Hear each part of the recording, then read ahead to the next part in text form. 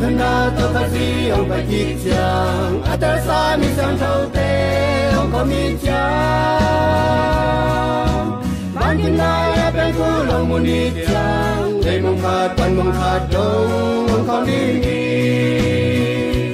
多明堂他明的是对讲，但法瓦尼上头往比的多，用苦那来撒口里啊。Hallelujah, panalay sa tingongon pagyangan.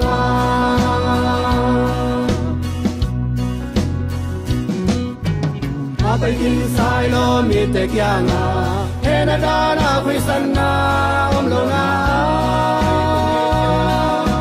Ilay kong paisani nilen tau dyan, bangtan ng pinyamo, hallelujah.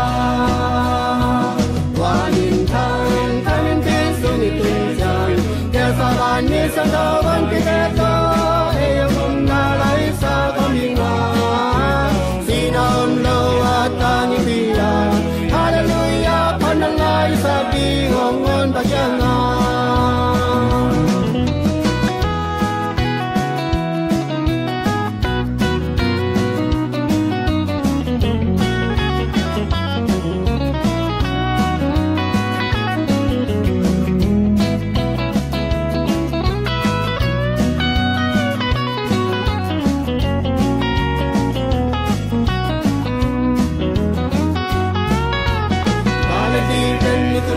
Hindi kami siyang kautelen na asabana